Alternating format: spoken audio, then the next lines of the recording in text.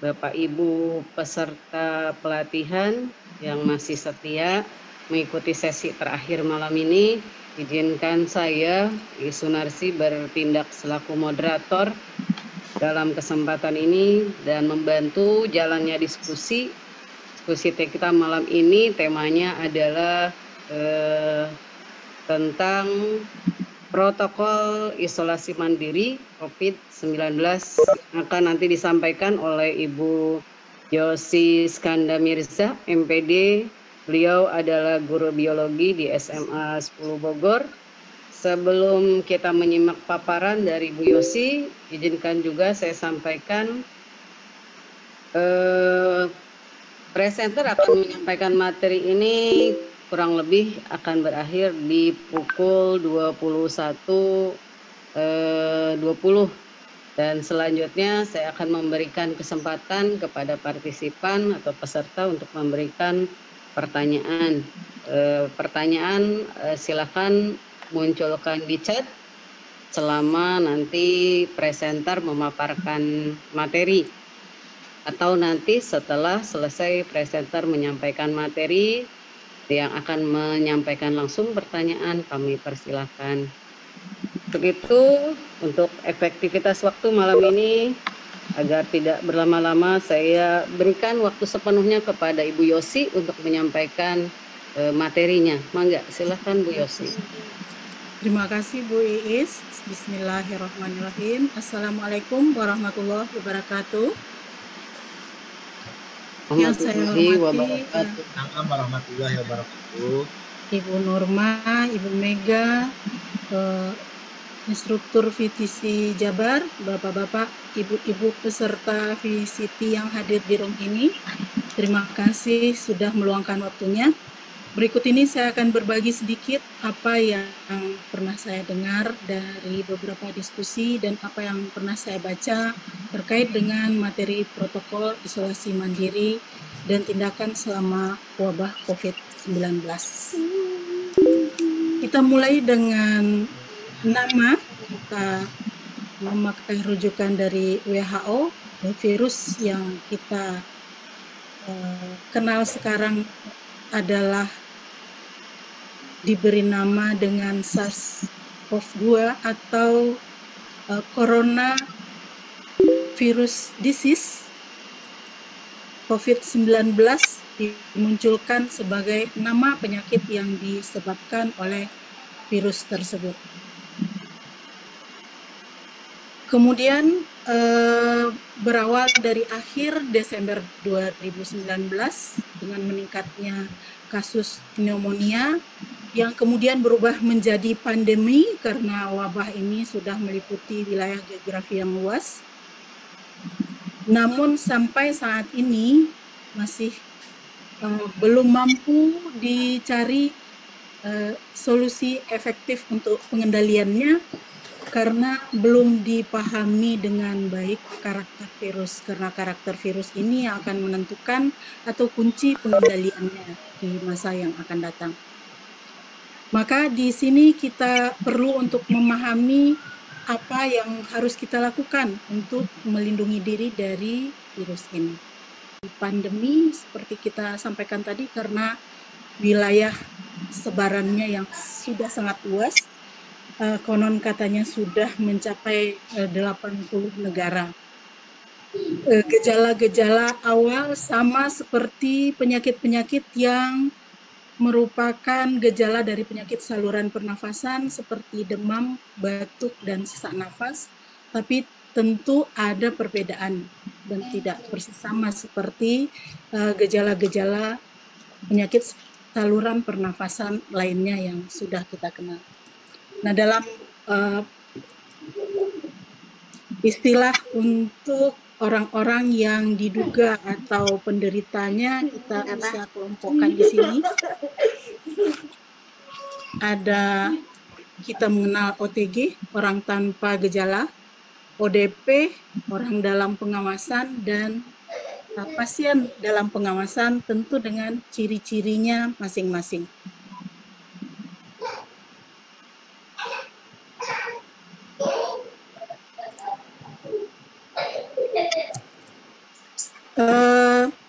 Protokol isolasi mandiri bagi yang positif, satu-satunya adalah karantina, yaitu pembatasan orang atau sekelompok orang dari satu wilayah yang diduga terinfeksi penyakit atau terkontaminasi. Bentuk karantina di sini ada karantina rumah, ada karantina rumah sakit, dan ada karantina fasilitas khusus atau rumah sakit darurat COVID. Karantina di rumah dapat dilakukan untuk orang-orang dengan status OTG, ODP, maupun PDP dengan gejala berat. Tempatnya tentu di rumah atau fasilitas sendiri di bawah pengawasan dokter. Sedangkan karantina untuk fasilitas khusus atau rumah sakit dengan status pasiennya sama ODP, PDP atau PDP ringan atau sedang, tapi dengan situasi-situasi tertentu. Di sini tempatnya di tempat-tempat darurat yang disiapkan oleh pemerintah, misalnya rumah sakit pendidikan atau rumah sakit rujukan sekarang. Kemudian rumah sakit yang memang sudah ada juga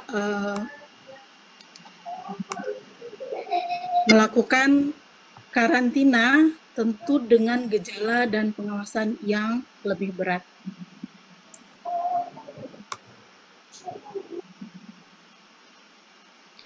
Kemudian perawatan alasan pasien dirawat di rumah tentu ada beberapa, karena semuanya tentu adalah karena keterbatasan, baik dengan keterbatasan perawatan rawat inap yang tersedia atau dengan pertimbangan kondisi klinis tertentu, tapi masih dalam masa pemantauan dan dilakukan oleh petugas kesehatan.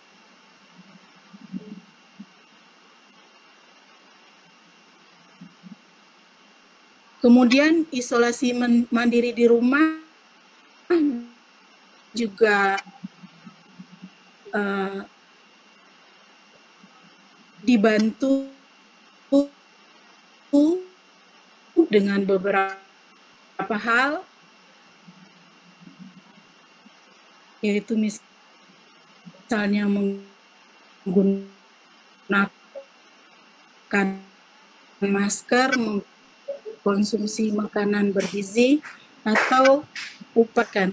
Kemudian di samping untuk penderita, mendampingi pasien. Yang harus kita pahami, tentu mengisolasi pasien untuk tidak terlalu banyak kontak dengan orang-orang di sekitarnya, dengan ruangan yang memenuhi syarat.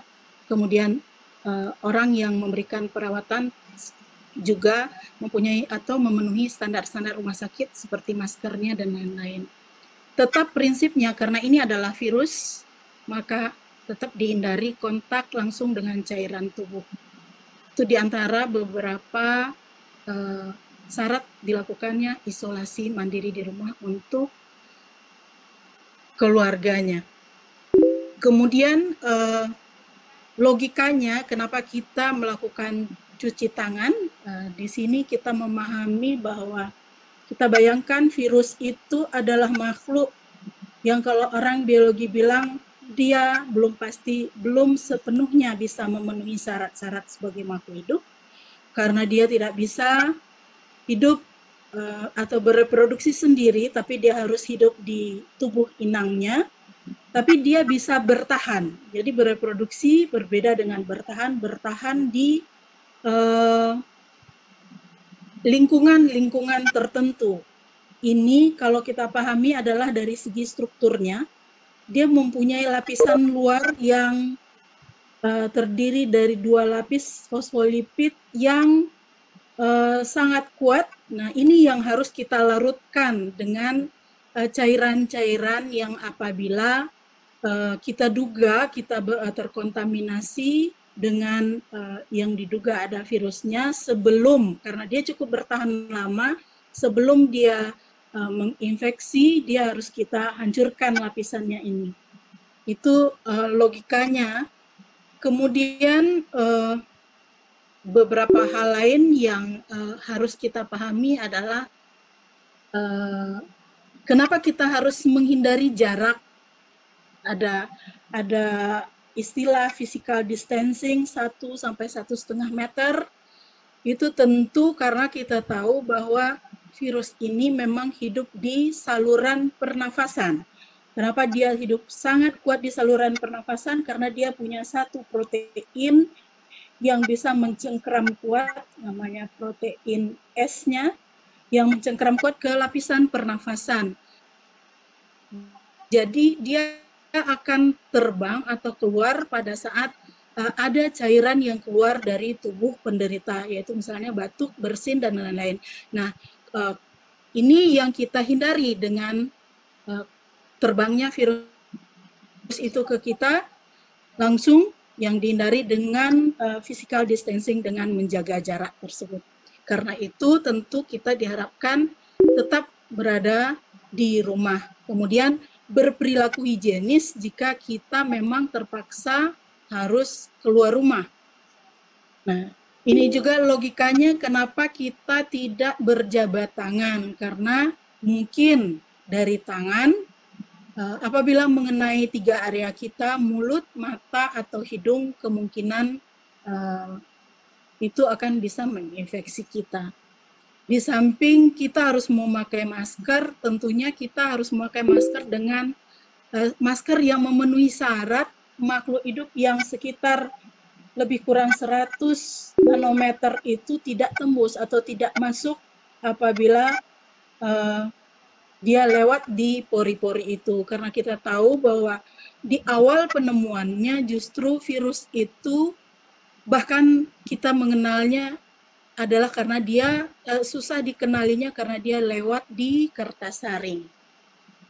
Kemudian hal-hal lain yang kita bisa lakukan adalah kita mengkonsumsi gizi seimbang. Di sini adalah dengan mengkonsumsi serat tinggi. Serat tinggi tujuannya, serat yang tinggi itu adalah makanan mikroba di usus, jadi mikroba akan membunuh jika dia masuk ke saluran pencernaan. Sedangkan kalau dia masuk ke saluran pernafasan atas kita, mata, hidung, atau mulut, tentu lapisan imun pertama kita pasti akan menyerangnya, sehingga mungkin ada gatal dan lain-lain. Kemudian aktivitas fisik dan olahraga yang ringan ini bertujuan adalah termasuk juga mengendalikan stres, itu bertujuan untuk menstabilkan hormon di tubuh kita. Dengan hormon yang stabil diharapkan kekebalan tubuh atau imun kita bisa meningkat.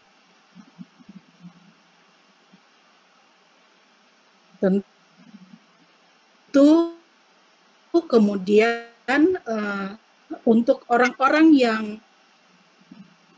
menderita penyakit tertentu, dia tetap harus mengendalikannya dengan obat-obatannya seperti biasa.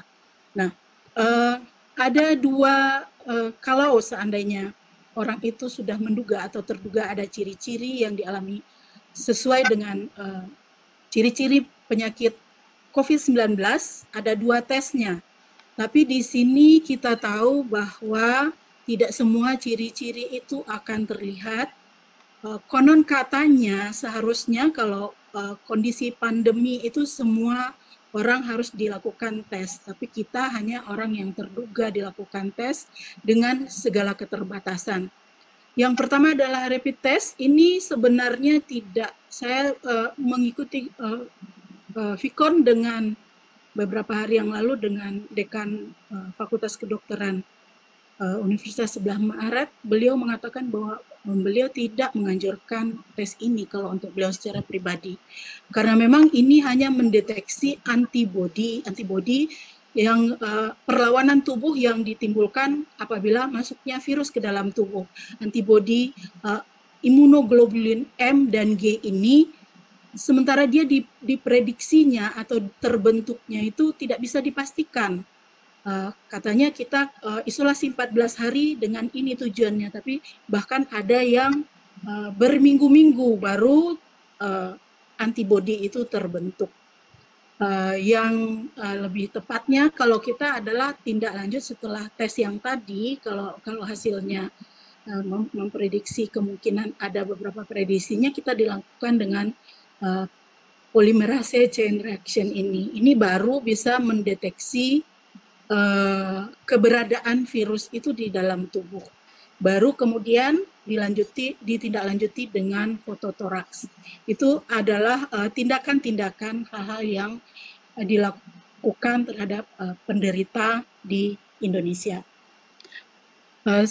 Saya kira cukup sekian pemaparan saya untuk sementara ini, Bu Iis. Terima kasih.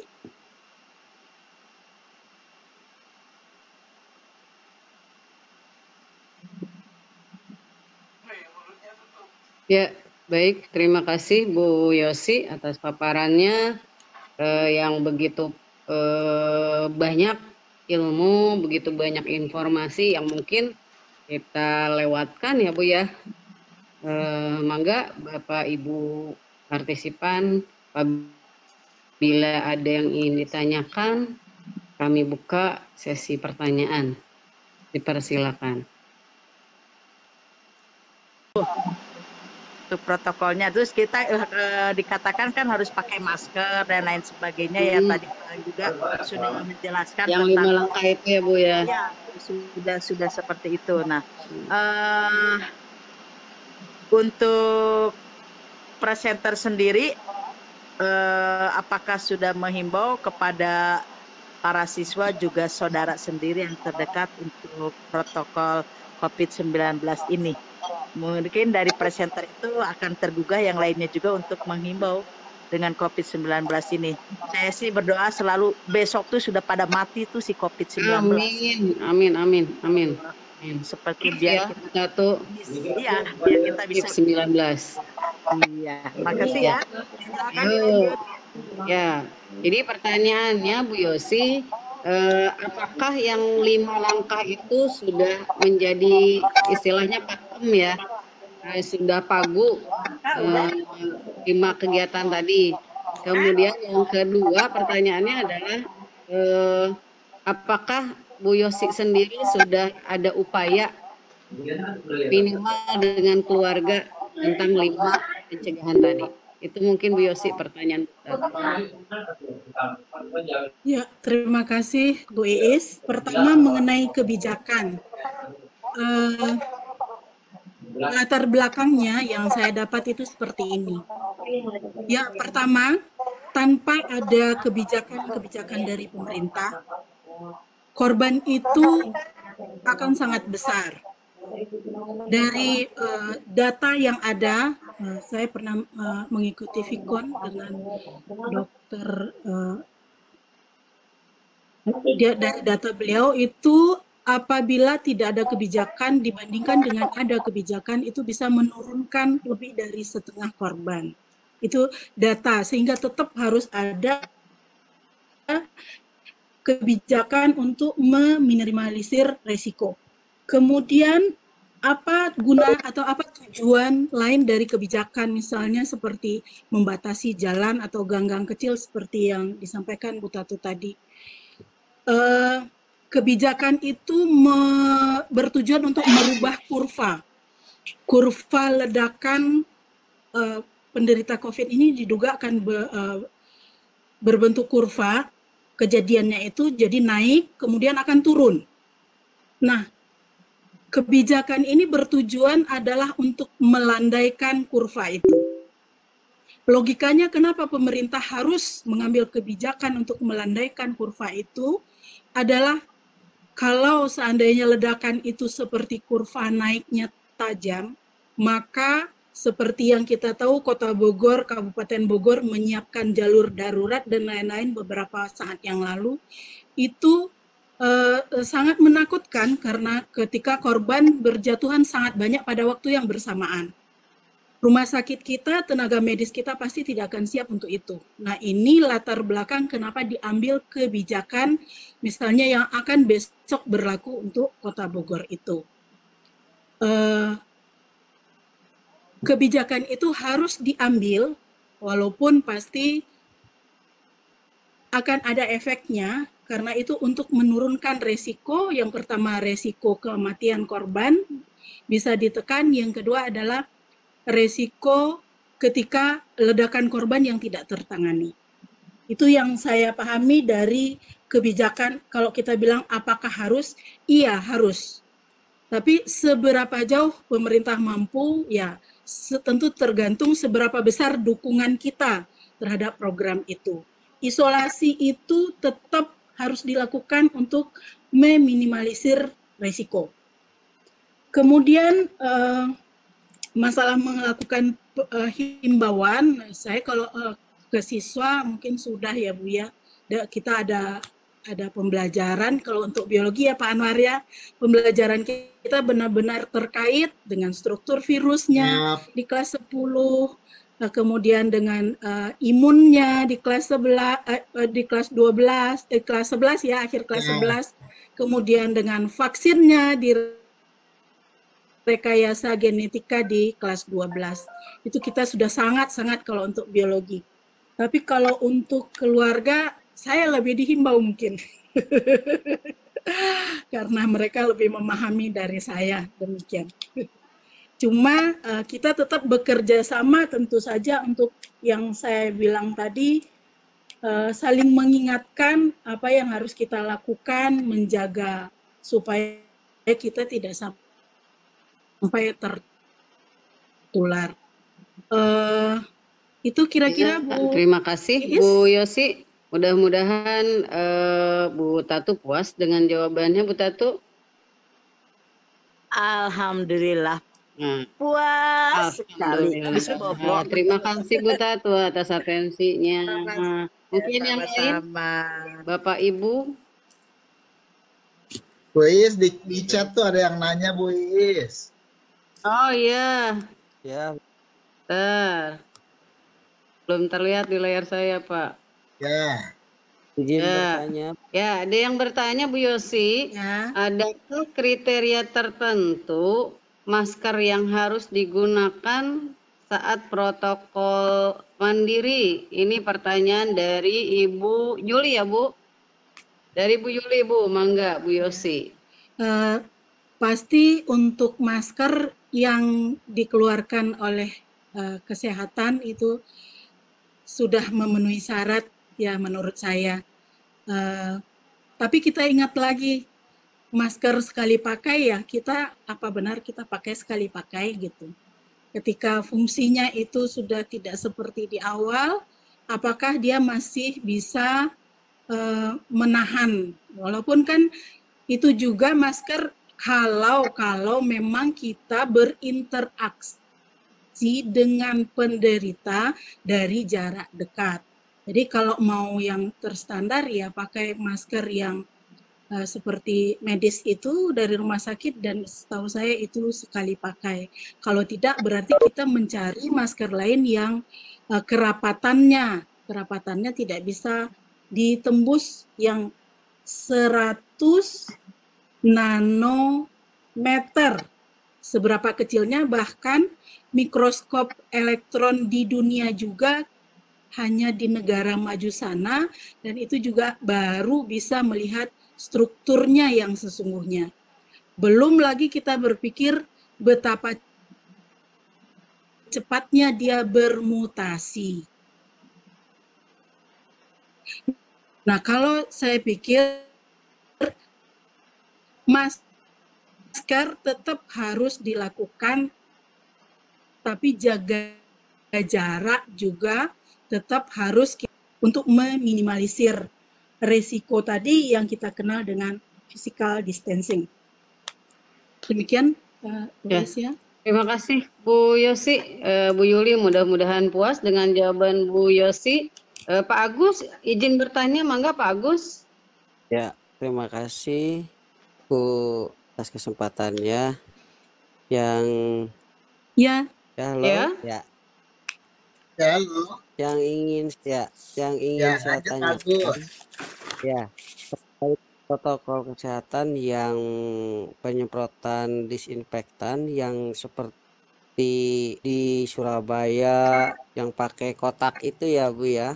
Nah, saya pernah baca di satu artikel kalau misalkan kena mata atau kelamaan itu bisa membahayakan orang yang terkena cairan tersebut. Yang ingin saya tanyakan, dari segi keilmuan, tentunya pasti ada keuntungan dan kelebihan dari penggunaan atau cara-cara protokol kesehatan tersebut. Mohon penjelasannya terkait apa eh, protokol kesehatan yang dilakukan di beberapa tempat dengan ada kotak disinfektan masuk ke dalam kotak tersebut, maka orang disemprotkan oleh cairan disinfektan tersebut. Terima kasih, Bu. ya. Terima kasih Pak Agus. Ya, berarti ketentuan tentang menyemprotkan disinfektan ke tubuh langsung ya, Pak. Ya, Mangga ya, Bu betul. Yosi, Ya, Pak tanggapannya. Agus, terima kasih. Kita mungkin sependapat lah ya Pak Agus ya. Kan social distance-nya kita lebih memahami pemahaman kita supaya kita bisa melindungi diri kita. Karena berbicara obat, jelas virus tidak ada obatnya. Semua penyakit yang disebabkan virus tidak ada obatnya. Tapi kita dirangsang untuk meningkatkan kekebalan tubuh. Salah satunya adalah dengan vaksin. Hari ini kita berdoa semoga vaksinnya cepat terrealisasi. Katanya sudah dalam proses uji klinis. Nah, kalau itu berhasil, mungkin urusan ini akan lebih cepat selesai. Demikian kira-kira Pak Agus. Ya, terima kasih. Amin, mudah-mudahan. Amin, amin. Gimana Pak Agus? Mudah-mudahan puas. Ya, alhamdulillah Iya. puas. Alhamdulillah. Nih, Masih ada Bapak Ibu yang akan bertanya? Ini ada Bu Ela, Bu Eva, Nanya Bu, Bu Irmi. nah itu ada yang mau bertanya tuh, Bu Is. Yo, mangga.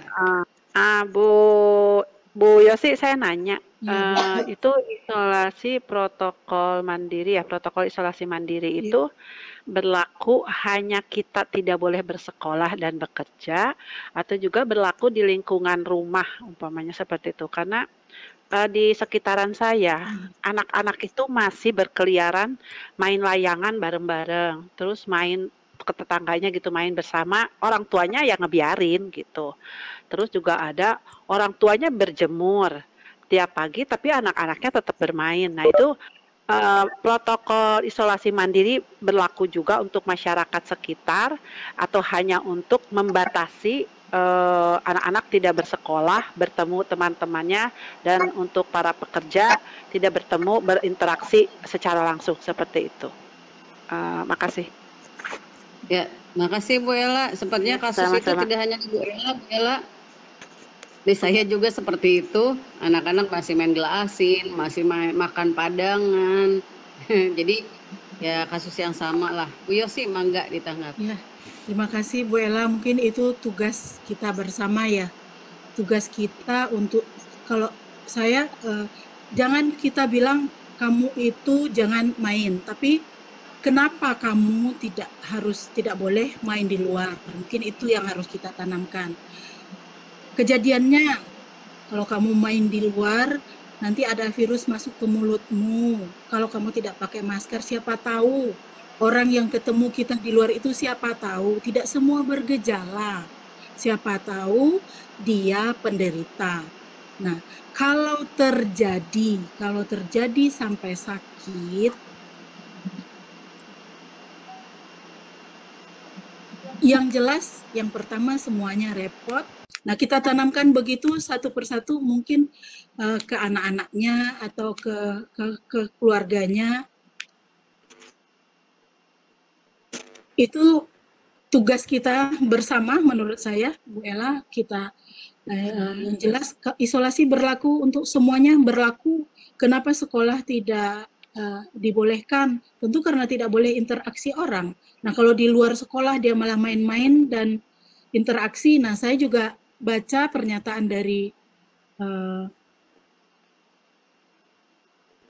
salah satu saya pernah dengar katanya justru kita memberikan tugas terhadap siswa itu justru mengendalikan mereka supaya tidak berkeliaran di luar rumah. Nah, tapi ya tetap saja pro kontra itu ada, mau dari anak-anak, mau dari orang tuanya tetap ada. Tapi tetaplah kita berusaha, mereka tidak menyia-nyiakan waktunya di luar rumah, tapi bekerja hal yang positif. Demikian kira-kira. Halo. So, ya gimana Bu Ella? Sudah puas? Bu Ella? Mudah-mudahan puas ya. Masih ada waktu 2 menit lagi. Ada yang akan bertanya lagi Bapak Ibu?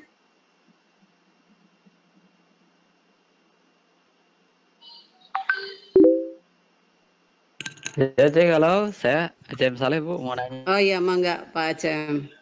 Mangga dilanjut Pak Acem. Jadi Acem? sekarang itu kan ada beberapa daerah yang sedang melakukan, iya, halo, Bu. Suara saya tertangkap, Bu? Mangga. Lanjut. Langsung aja, Bu, ya. Lanjut. Jadi sekarang itu beberapa wilayah sedang melakukan karantina wilayah gitu ya, atau yang disebut dengan SPDBB gitu ya. Nah, PSBB, itu Pak.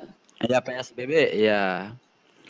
Itu ternyata di balik itu gitu ya, ada ternyata tidak hanya sekedar wilayah, bahkan ada wilayah-wilayah kecil gitu ya, yang banyak itu melakukan karantina sendiri dalam wilayah kecil. Contohnya itu wilayah seluas RW gitu ya.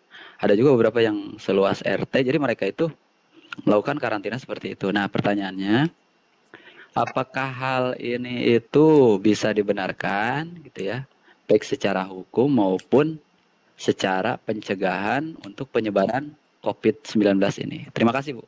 Ya, terima kasih Pak Acem. Mangga Bu Yosi langsung untuk efektif waktu. Ya, terima kasih. Pengendalian karantina wilayah ini untuk tingkat level provinsi, kota, bahkan Indonesia setahu saya ada SK dari Mensosnya ya. Saya pernah baca ada surat keputusan Mensos yang ditindaklanjuti dengan SK wali kota atau bupati selanjutnya. Kenapa kita baru besok dilakukannya sedangkan wacananya sebelumnya itu karena perwalinya katanya baru terbit. Jadi pasti itu legal secara hukum.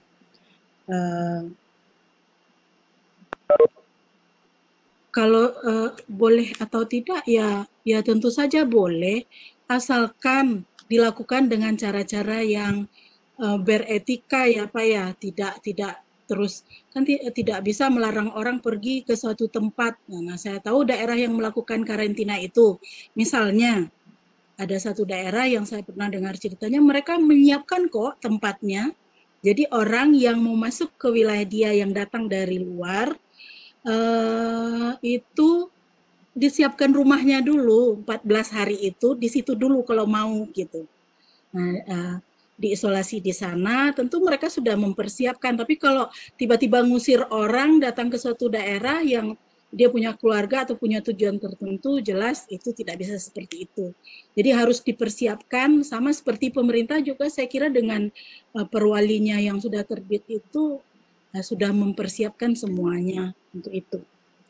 Kalau saya setuju, sangat setuju karena saya dari pemahaman saya kebijakan pemerintah itu harus untuk menekan korban dan untuk mengendalikan jumlah penderita. Kebayang nggak Pak, seperti di luar negeri tiba-tiba orang di pasar, di emperan, di jalan di mana mati belatakan gitu. Gimana menyeramkan situasinya kalau kita tidak mengikuti protokol-protokol yang sudah ditetapkan oleh pemerintah ini.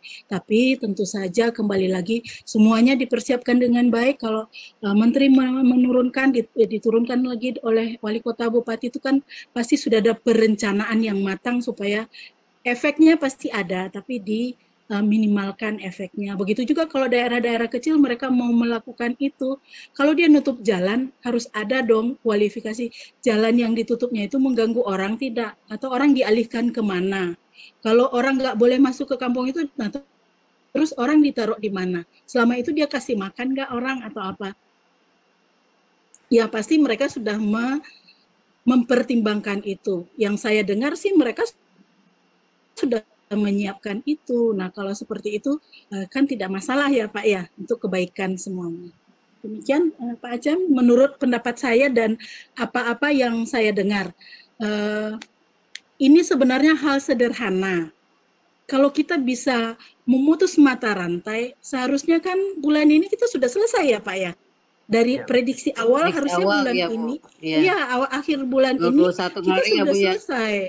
Ya, kita sudah selesai, kita sudah bisa masuk lagi seperti biasa.